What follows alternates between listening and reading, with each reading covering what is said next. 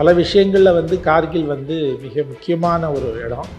அது வந்து லடாக்னுடைய ஒரு இதுவாக இருக்குது. அது வந்து அவங்க இந்த 1979 தான் ஒரு தனி மாவட்டமாக பிரித்து செய்கிறாங்க. போர் என்று இப்போது அழைக்கப்படுகிறது. அப்போது கார்கில் போர் என்று யாரும் சொல்லவில்லை. அது ஆக்சுவலி வந்து ஊடுருவல் அப்படி என்று தான், அந்த ஊடுருவல்ங்கிற வார்த்தை தான் ரொம்ப பரவலாக பயன்படுத்தப்படுது. இப்போ கார்கில் அப்படின்றது ஏன் சார் பாகிஸ்தான் அவங்க அந்த தீவிரவாதிகள் சூஸ் பண்ணுறதுக்கான காரணம்? அதாவது கார்கில் வந்து உங்களுக்கு அந்த கட்டுப்பாட்டு எல்லைக்கு அருகாமையில் இருக்கின்ற ஒரு இடம். பாதுகாப்பு இவங்க வந்து அந்த கார்கிலை போய் பிடிக்கிறது போகிறது எல்லாம் பண்ணி 1947 பண்ணாங்க. அதுக்கு பிறகு 65 செய்தார்கள்.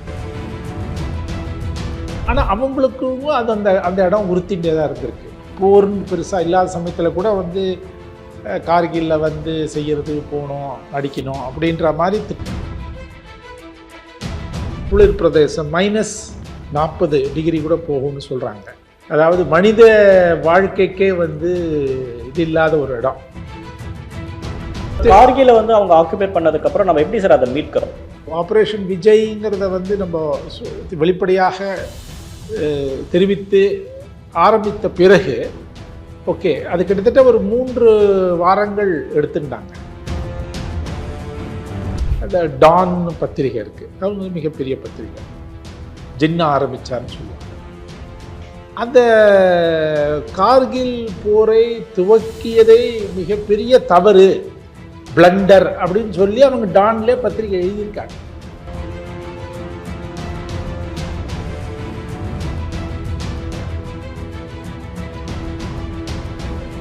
தி டிபேட் நேயர்களுக்கு வணக்கம். ஆப்ரேஷன் சிந்தூருக்கு அப்புறமா இந்தியா பாகிஸ்தான் இடையே வந்து ஒரு பதற்றமான சூழல் இருக்கிறத வந்து நம்மளால் வந்து பார்க்க முடியுது. இந்த நிலையில் 1999 கார்கில் வார் அப்படின்றது இந்தியாவுக்கு ஒரு முக்கியமான ஒரு வாராக பார்க்கப்படுது. குறிப்பாக அந்த சமயத்தில் பிரதமராக இருந்த வாஜ்பாய் எப்படி அதை ஹேண்டில் பண்ணார் அப்படின்னு பல கேள்விகள் இருக்குது. ஸோ கார்கில் வார் அப்படின்றது இந்தியாவுக்கு எப்படி இருந்துச்சு, அந்த சமயத்தில் இந்தியா எப்படியெல்லாம் கையாண்டாங்க, கார்கில் வாரை பற்றின உலக நாடுகளுடைய பார்வைகள் என்னவாக இருந்துச்சு அப்படின்ற பற்றியெல்லாம் பேசுறதுக்காக சீனியர் ஜேர்னலிஸ்ட் டிஆர்கே அவர்கள் நம்மோடு இணைந்திருக்கிறார். அவர்கிட்ட பேசலாம். சார் வணக்கம். வணக்கம். 1999 நடந்த அந்த கார்கில் வார் மே 3 ஜூலை 27 வரைக்கும் கிட்டத்தட்ட நடந்துச்சு. இதில் பல விஷயங்கள் பேசுகிறாங்க. சரி, இந்தியா பாகிஸ்தான் அப்படின்னு இப்போ நம்ம ஒரு பேனிக்கான சுச்சுவேஷனில் கூட நம்ம கார்கில் வார் கதையை பற்றி நம்ம பேசுகிறோம். கார்கில் வார் அப்படின்றது எப்போ ஸ்டார்ட் ஆச்சு, நீங்கள் அப்போ ஃபீல்டில் இருந்தப்போ உங்களுக்கு எப்படி அந்த செய்தி வந்துச்சு? அதாவது 1999 அந்த மே மாதம் இறுதியில் அது அந்த ஆப்ரேஷன் விஜய் ஆரம்பிக்கிறதாக வெளிப்படையாக அறிவிக்கப்பட்டது. எனக்கு அந்த சமயத்தில் நான் வந்து சென்னை பல்கலைக்கழகத்தில் நானும் என்னுடைய மனைவியுமா அந்த முதுநிலை படிப்புக்கு நாங்கள் அஞ்சல் வழியில் சேர்ந்துருந்தோம். ஸோ அந்த மே மாதம் வந்து தேர்வு நடக்கிற சமயம். ஸோ அதனால் அது கொஞ்சம் நான் வந்து ஒரு 2 நாள் ஆஃபீஸ் போவேன், 2 நாள் லீவ் எடுப்பேன். ஸோ அந்த மாதிரி இந்த சமயத்தில் தான் இந்த கார்கில் போர் என்று இப்போது அழைக்கப்படுகிறது. அப்போது கார்கில் போர் என்று யாரும் சொல்லவில்லை. அது ஆக்சுவலி வந்து ஊடுருவல் அப்படி என்று தான், அந்த ஊடுருவல்ங்கிற வார்த்தை தான் ரொம்ப பரவலாக பயன்படுத்தப்பட்டது. இன்ட்ரூஷன்ஸ், இன்ஃபில்ட்ரேஷன்ஸ் அப்படின்னு சொல்லுவாங்க. அதுதான் பயன்படுத்தப்பட்டதே தவிர வாருங்கிற வார்த்தையை வந்து பயன்படுத்துவதில் ரொம்ப ஒரு பொறுப்புணர்ச்சியோட ஊடகம் அப்பொழுது செயல்பட்டது என்று தான் நான் கருதுவேன். அது பொதுவாக அப்பொழுது என்றால் அது 98 உங்களுக்கு வந்து 2 நாடுகளும் அணு ஆயுத அந்த பரிசோதனை செய்து விடுகிறார்கள். அதற்கு பிறகு உங்களுக்கு 99 பிப்ரவரி மாதம் வந்து அவர் வாஜ்பாய் பிரைம் மினிஸ்டராக இருந்தார். அவர் போய் லாகூருக்கு அந்த பஸ் பயணத்தை மேற்கொள்கின்றார். அவர் அமிர்த்சர்ஸ்லேருந்து தான் அவர் இது பண்ணுறாரு. அவர் கிட்டத்தட்ட ஒரு 40 நிமிஷம் தான் அவர் ட்ராவல் பண்ணார். அங்கே அந்த பாகிஸ்தான் அந்த பார்டரில் நவாஸ் ஷெரீஃப் அவரை வரவேற்றார். அவரோடு பலரும் சென்றார்கள். ஆக்சுவலி பார்த்திங்கன்னா ஜாவேத் அக்தர், கபில் தேவ், தேவானந்த், சத்ருகன் சின்ஹா, ஒரு பெரிய நடன மேதை இந்த மல்லிகா சாராபாய், அப்படி பல தரப்பிலிருந்து எல்லாம் அழைச்சிட்டு போய் ஒரு நல்லுறவை பேணணும் அப்படிங்கிறதுக்கு நம்மளுடைய நல்லுணர்வை நம்ம வெளிப்படுத்தணுங்கிறது அந்த ஒரு எண்ணத்தில் சென்றார். ஸோ அந்த சமயத்திலே அவங்க வந்து அதுக்கான ஆயத்தங்களை செஞ்சுருக்காங்கங்கிறத நம்ம லேட்டராக தான் ரியலைஸ் பிறகு தான் நம்ம ரியலைஸ் பண்ணோம். ஸோ நீங்கள் கேட்ட அந்த கேள்விக்கு நான் இருந்த பொழுது வந்து எனக்கு தேர்வுக்காக நான் தயார் பண்ணி கொண்டிருந்தேன், என்னுடைய மனைவியும் தயார் பண்ணியிருந்தாங்க. அந்த சமயத்தில் தான் இந்த நியூஸ் வந்தது. ஆனால் அது ஒரு எல்லாருக்குமே ஒரு ஷாக் இது கொடுத்தது. அதாவது யாரும் வந்து ஏன்னா ஒரு 1971க்கு பிறகு உங்களுக்கு பார்த்தீங்கன்னா வந்து 78ல் வந்து இந்தியா பாகிஸ்தான் கிரிக்கெட் உறவுகள் புதுப்பிக்கப்பட்டன மீண்டும்.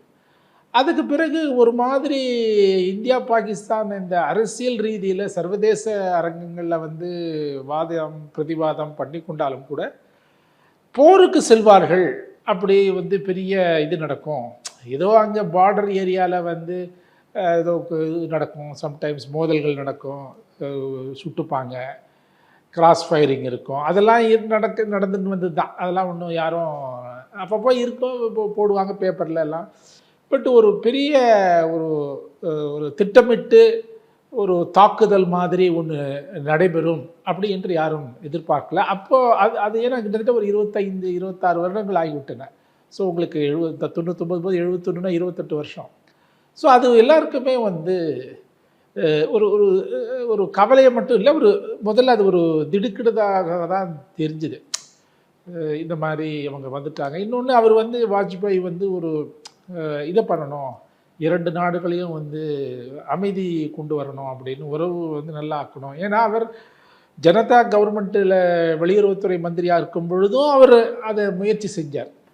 நல்லுறவை வைத்துக்கொள்வது என்பது அதற்கு ஒரு மனதினம் வேண்டும், ஒரு தைரியம் இருக்கணும், அரசியல் ரீதியில் இது இருக்கணும். ஏனென்றால் உங்களை வச்சுக்க வேண்டான்னு சொல்கிறதுக்கு தான் பல சக்திகள் பல இடங்களிலிருந்து செயல்பட்டு வரும். ஓகே, அது ஸ்டேட்டஸ்கோ. ஓகே, என்ன பொறுத்தவரையும் நீங்கள் ஸ்டேட்டஸ்கோவை பிரேக் பண்ணணும்னா அதுக்கு ஒரு கட்ஸ் வேணும்.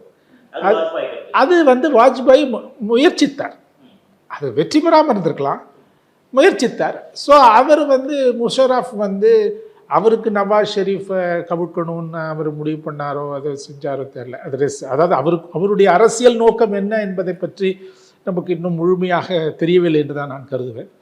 ஆனால் அவர் அதை செஞ்சு தென் உங்களுக்கு பட் ஆனால் கடைசியில் அவங்க வந்து அவங்களுக்கு எந்த விதமான இது இல்லாத போச்சுனால உங்களுக்கு வந்து ஒரு சர்வதேச ரீதியில் அவங்களுக்கு மிகப்பெரிய ஒரு ஆதரவு கிடைக்கவில்லை.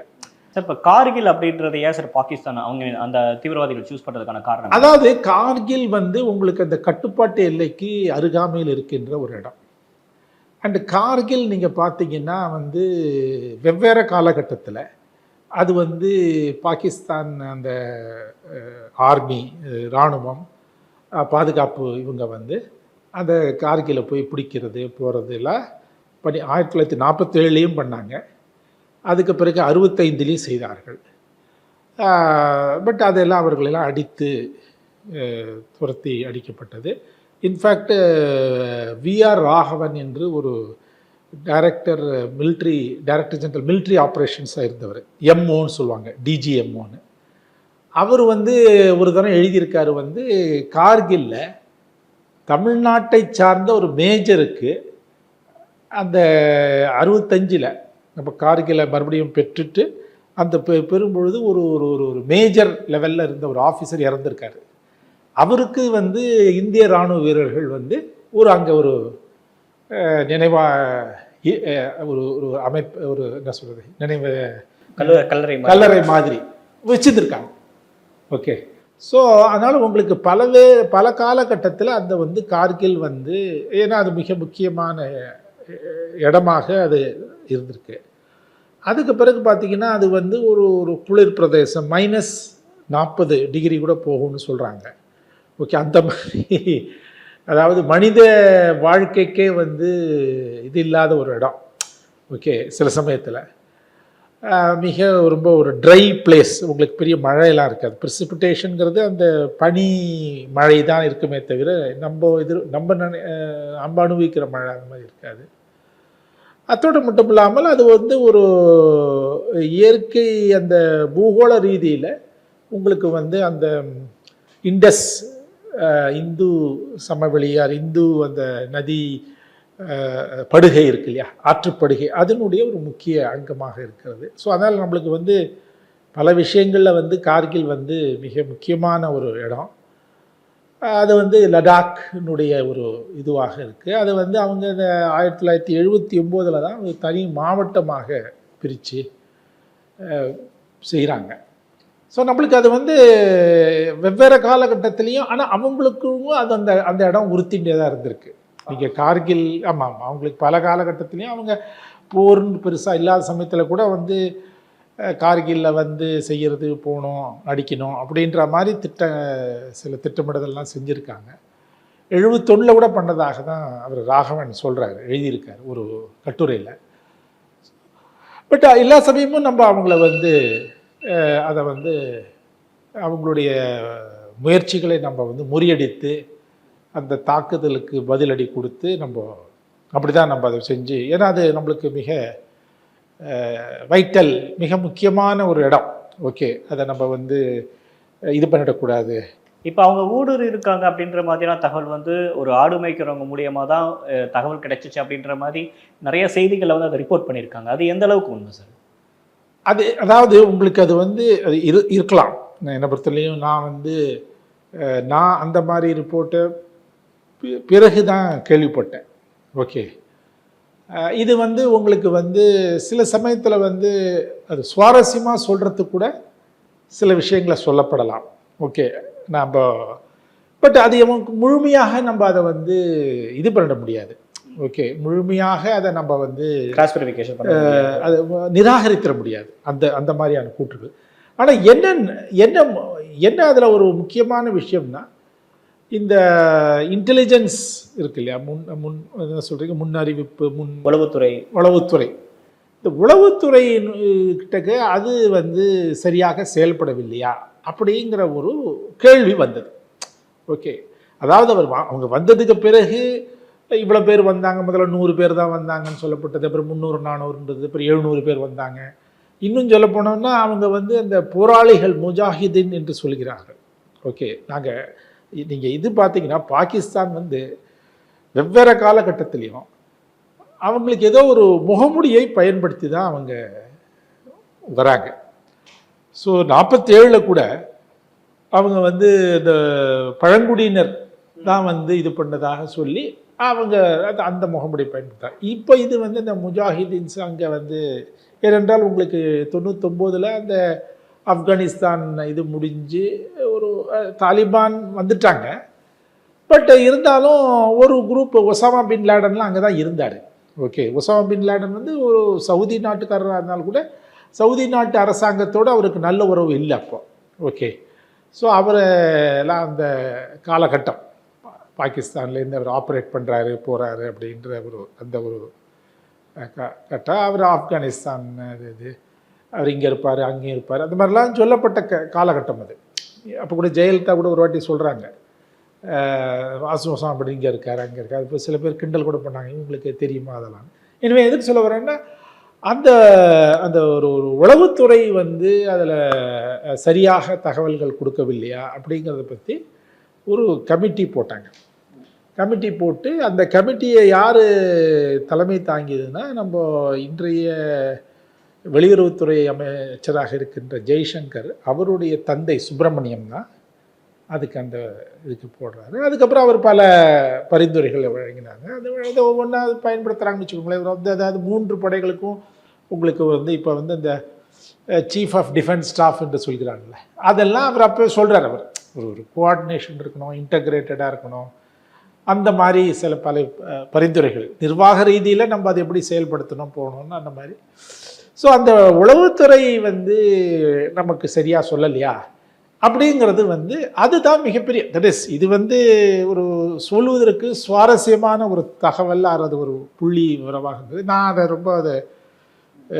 அதை பெருசாக இப்போ அவங்க முதல்ல அந்த கார்கிலை வந்து அவங்க ஆக்குபேர் பண்ணதுக்கு அப்புறமா இந்த தகவல் வந்து பிரைம் மினிஸ்டராக கூட வாஜ்பாய்க்கு போனப்ப இது மிகப்பெரிய நம்பிக்கை துரோகம், மிகப்பெரிய ஏமாற்றம் அப்படின்ற வார்த்தை ரொம்ப அப்செட்டாக இருந்தார் அது அப்படின்ற மாதிரி சொல்லப்பட்டுச்சு. ஆமாம், அதாவது அவருக்கு வந்து ஏன்னா அவர் ஒரு புதிய சகாப்தம் ஒன்று, நம்ம அத்தியாயத்தை, அதாவது சகாப்தம் கூட ஒரு அத்தியாயத்தை ஆரம்பிக்கணுங்கிறது தான் அவருடைய எண்ணம்.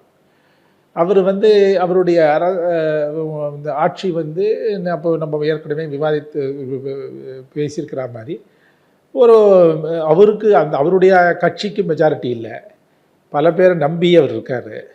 இருந்தாலும் அதாவது உள்நாட்டில் அரசியல் நிலவரம் வந்து ஒரு ஸ்திரமற்ற ஒரு தன்மையாக இருந்தால் கூட ஒரு இருந்தாலும் நம்ம வெளியுறவுத்துறையில் வந்து கொள்கைகளில் நம்ம சில காரியங்களை முன்னெடுப்பு செய்யணும். ஓகே, இதை வந்து பிற்காலத்தில் வரவங்க அதை கேண்டி பண்ண மாட்டாங்க, அது போகலாம். பட் நம்ம ஒன்று ஆரம்பித்து வச்சிடலாம் அப்படிங்கிற ஒரு எண்ணத்தில் தான் அவர் ஆரம்பிக்கிறாரு. பட் அவர் வந்து அதை ரொம்ப அதாவது அவருடைய ஒரு நல்ல குணம் என்னென்னா, நான் என்ன சொல்வேன்னா, அவர் வந்து கடுமையான வார்த்தைகள் வந்து பொதுவாக பயன்படுத்த மாட்டார். ஓகே, அவர் ஒரு அடிப்படையில் வந்து அவர் ஒரு கவிஞர். ஓகே, ஸோ ஒரு மென்மையாகவே பல விஷயங்களை அப்புறம் அந்த காலகட்டம் வந்து பார்த்திங்கன்னா அவர் வந்து பேசுவது ரொம்ப பெரிய பேச்சாளராக இருந்தால் கூட அவர் பேசுவதை குறைத்து கொண்டு விட்டார். ஓகே, அதனால் வந்து நீங்கள் பேசுகிறதுல வந்து பிரச்சனைகள் வரலாம், சில வார்த்தைகளை விட்டுருவீங்க. ஸோ அவர் அதனால் அது வந்து அது வந்து அதை கூட அவர் வந்து அதாவது அந்த அனுபவத்தை கூட நான் என்ன சொல்கிறேன், அதை வந்து ஒரு உள் வாங்கிட்டு அதை வந்து ஒரு இது பண்ணணும், பழி வாங்கணும், பழி தீர்க்கணும் அப்படின்னு அவர் செய்யலை. என்னை பொறுத்தவரையில் 2001 ஆக்ராவில் எந்த முஷராஃப் வந்து இவருடைய லாகூர் விஜயத்தை வந்து கெடுத்தாரோ, ஓகே, பயணத்தை கெடுத்தாரோ, அவருடைய பேசுவதற்கு அவர் தயாராகிறார். ஓகே, ஸோ இதெல்லாம் நீங்கள் வந்து அப்புறம் 5 மாதம் கழித்து அவன் வந்து பாகிஸ்தான்காரன் வந்து நம்ம இந்த மிலிட்டன்ஸ் அந்த இவங்க வந்து பார்லிமெண்ட் அட்டாக் நடக்குது டிசம்பர் 13, 2001. இது ஜூலைலேயோ ஜூன்லேயோ நடக்கிறதுன்னு நினைக்கிறேன், ஜூலை நினைக்கிறேன். இதெல்லாம் நீங்கள் வந்து அதாவது நீங்கள் அமைதி பேச்சுவார்த்தை நடத்துவதற்கு உங்களுக்கு ஒரு தைரியம் இருக்கணும். ஓகே, ஏன்னா உங்களுக்கு விமர்சனங்கள் தான் இருக்கும்.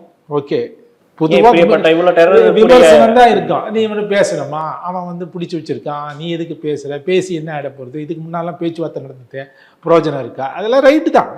பட் எத்தனை நாள் நீங்கள் பிரச்சனையை வச்சுருப்பீங்க. ஸோ ஐ திங்க் அவர் வந்து அந்த மாதிரி நீங்கள் சொன்னீங்க, அவர் அது அவர் வந்து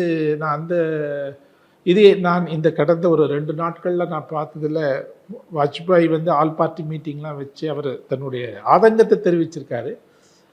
இந்த வார்த்தைகள்லாம் வந்து அது என்னை பொறுத்தவரை நான் அதை எனக்கு அது தெரியல. ஓகே, நான் அதை கம் அக்ராஸ். பட் அவர் பயன்படுத்தியிருக்கலாம். ஏன்னா அது வந்து அந்த உணர்வு வந்து நம்ம புரிஞ்சிக்க முடியாது. அவர் வந்து ஏதோ புதுசாக ஆரம்பிக்கலாம், சண்டை போட்டுன்னு இருக்கமே அப்படின்னு அதை தணிக்கலாம் அப்படின்னு நினைக்கும் பொழுது அதை மறுபடியும் இன்னும் பெருசாக்கு பிளவுகளை வந்து இது பண்ணி அதிகம். ஆனால் பாகிஸ்தான் தான் ஃபஸ்ட்டு இது பண்ணதில்லை சார். பாகிஸ்தான் தான் நான் ஊடுருவி வந்திருக்காங்க. அதாவது இது வந்து நம்ம போய் அவங்கள அடித்து நொறுக்கி அதாவது எல்லாத்துலேயுமே நீங்கள் பார்த்தீங்கன்னா அவங்க தான் ஆரம்பித்து அவங்க ஃபஸ்ட்டு இது வந்து தாக்குதல் வந்து அவங்ககிட்டலேருந்து தான் வந்திருக்கு. நம்ம அதுக்கு பதில் தாக்குதலாகத்தான் நம்ம தற்பாதுகாப்பு, நம்ம மக்களை நம்ம பாதுகாக்க வேண்டும் என்ற அந்த ஒரு கடமையில் நம்ம இதுவரையும் செஞ்சுருந்துருக்கோமே தவிர அது வந்து கார்கில் வாரும் அந்த மாதிரி தான் ஆரம்பித்தது. ஸோ கடைசியில் பல விதமான அழுத்தங்களும் அவருக்கு வந்தது, நவாஸ் ஷெரீஃபுக்கு. அப்புறம் அவராலையும், ஏன்னா அந்த சமயத்திலே அவங்க கஷ்டத்தில் இருந்தாங்க, பொருளாதார ரீதியில் அவங்க கஷ்டத்தில் இருந்தாங்க. பாகிஸ்தான் இப்போ கஷ்டத்தில் இருக்கிற மாதிரி அப்பவும் கஷ்டத்தில் இருந்தாங்க.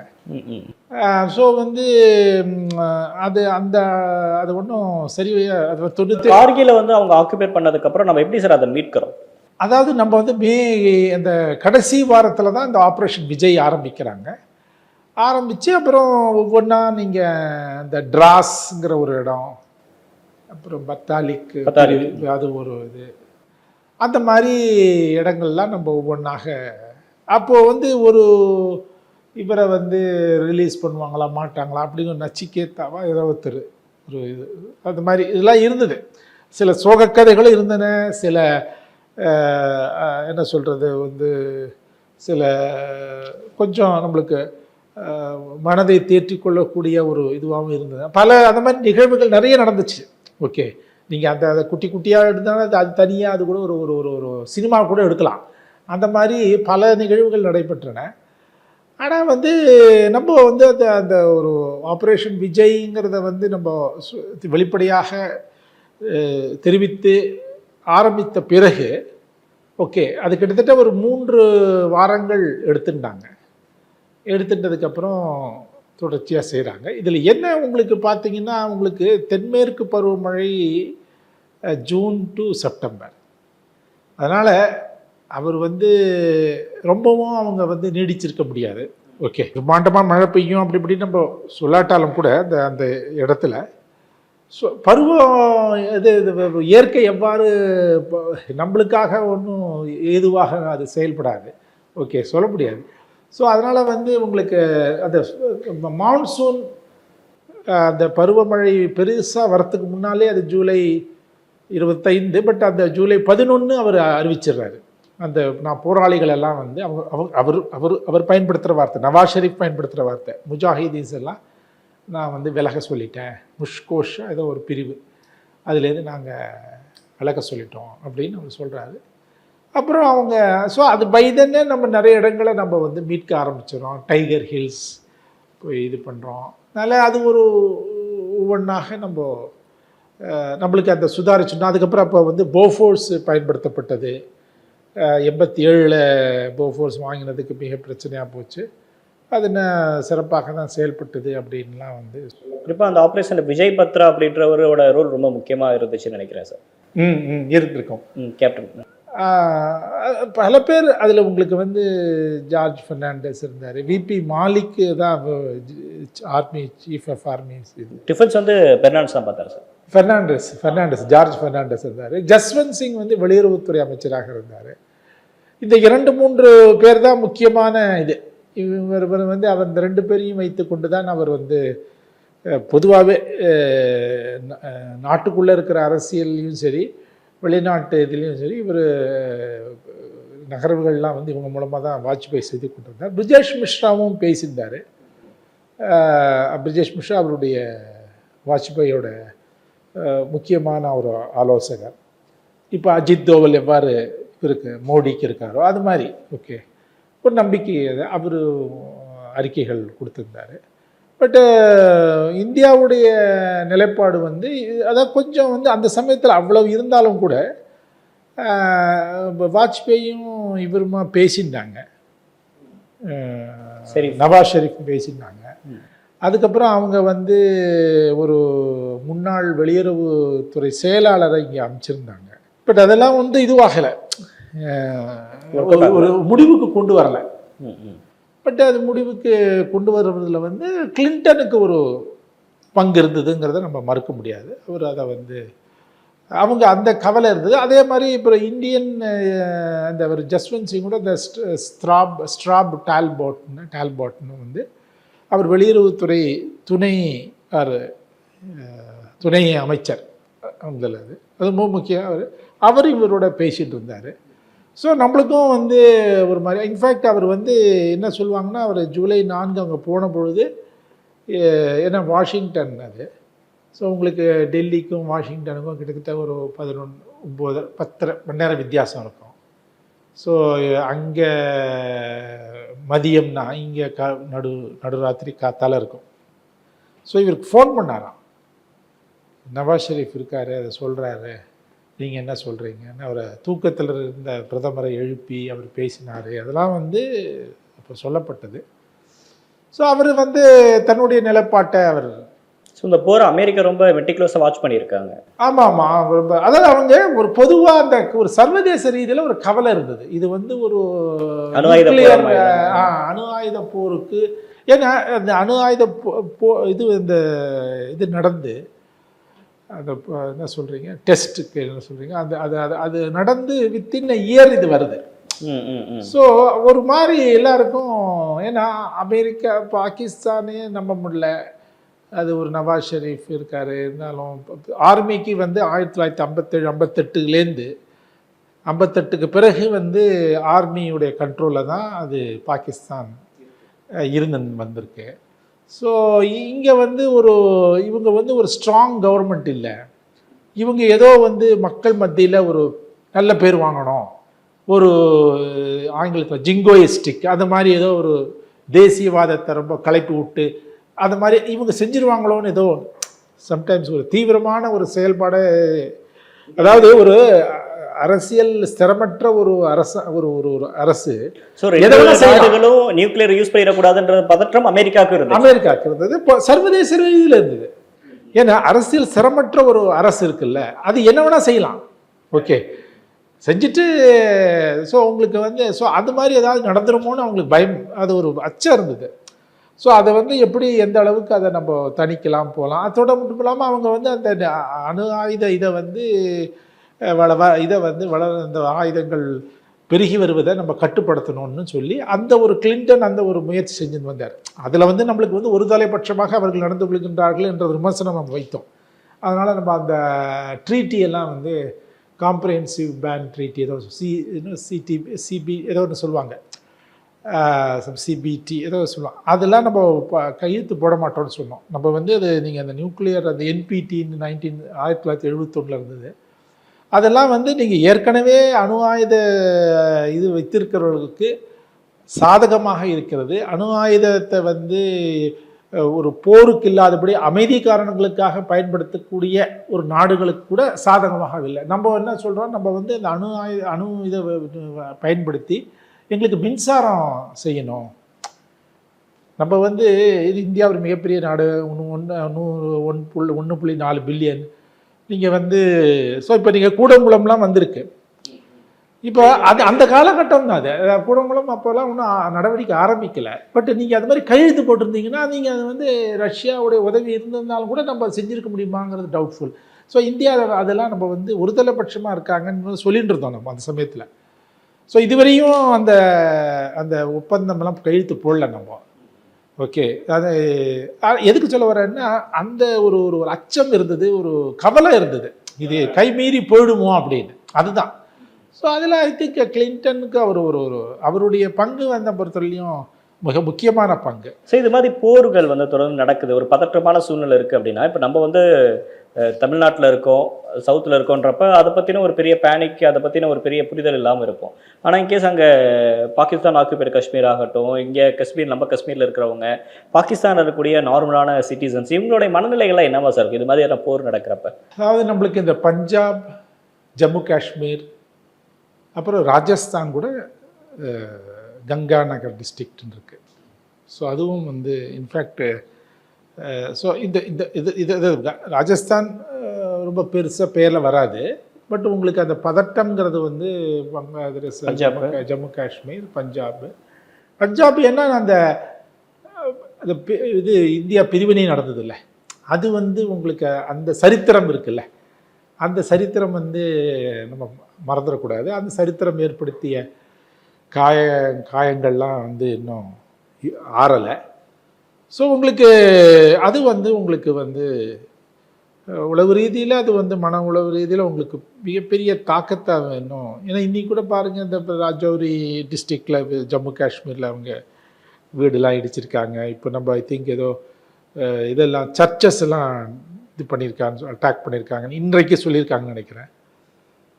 ஸோ இது வந்து அதாவது என்ன சொல்கிறது, நீங்கள் சொன்ன மாதிரி இப்போ சவுத்தில் இருக்கிறவங்களுக்கு இது வந்து நம்ம ஏதோ ஒரு என்னது ஒரு சினிமாவில் ஒரு ட்ரமாட்டிக் சீன்ஸ் பார்க்குற மாதிரி இருக்குது. இந்த மாதிரி வைத்துக்கொண்டாலும் கூட ஓகே, அந்த மக்களுக்கு வந்து அன்றாட வாழ்க்கை வந்து நீங்கள் ஏன்னா இப்போ வீடு எல்லாம் இடிஞ்சு குண்டு தாக்குதல் இடிஞ்சு போயிடுத்துனா நம்ம வந்து சாதாரணமாக சொல்கிறேன், வீட்டில் சுவிட்சு வேலை பண்ணல, இது வேலை பண்ணலன்னா அது ஏற்படுத்துகின்ற நம்மளுக்கு ஒரு இது இருக்குல்ல, தாக்கம் இருக்குல்ல. அது இப்போ வீடே வந்து போயிடுத்து, இருக்கிற இடமே போயிடுத்து. இதெல்லாம் வந்து அந்த அந்த ஒரு ஹியூமன் எலிமெண்ட்டுன்னு சொல்கிறோமே, அது வந்து ஐ திங்க் அது வந்து அவங்கள ரொம்ப தாக்குதல் வந்து ரெண்டு சைடுமே சொல்கிறேன்.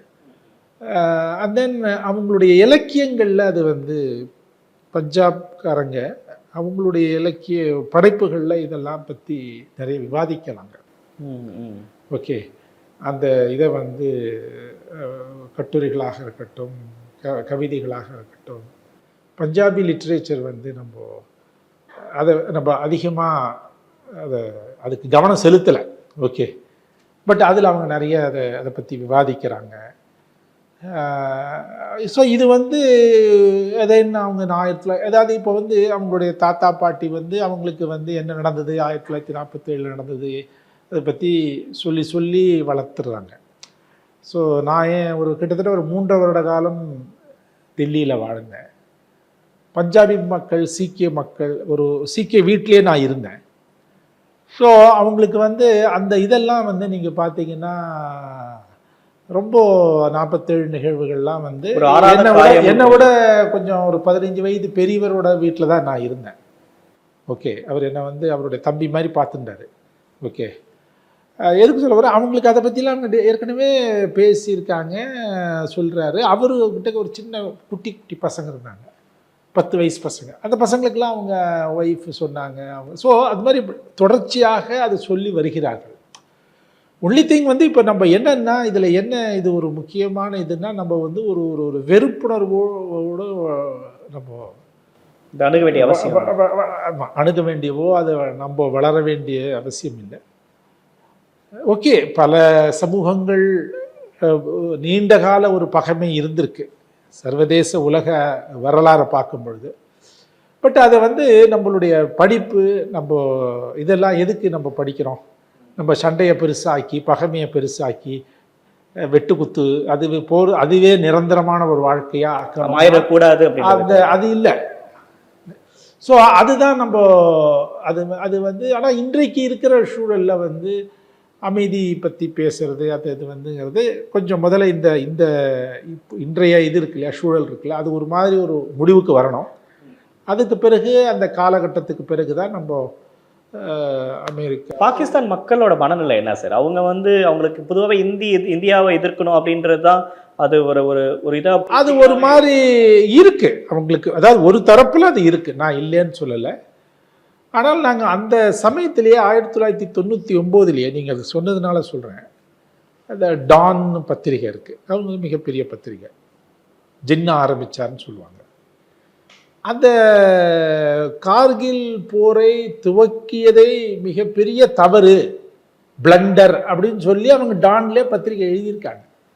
ஓகே, ஸோ அதனால் ஒரு தரப்பினர் வந்து அங்கே அவர்கள் மிக குறுகியவராக இருக்கலாம், வாயில்லா பூச்சியாக கூட இருக்கலாம். ஓகே, ஏன்னா அவனோட உயிரை அவன் காப்பாற்றிக்கணுமில்ல. ஏன்னா அங்கே வந்து நீங்கள் ஒரு ஆன்டி இந்திய எதிர்ப்பு நிலைப்பாடு எடுப்பது தான் அரசியல் ரீதியிலும் பல ரீதியிலையும் எனக்கு வந்து பிரயோஜனமாக இருக்குன்னா எதுக்கு. ஸோ பட் ஆனால் அங்கேயும் அதை பற்றி பேசுகிறவங்க இருக்காங்க ரொம்ப படித்தவர்கள், விவரம் தெரிஞ்சவங்கலாம் இருக்காங்க அங்கே, ஒன்றும் அந்த இது இல்லை.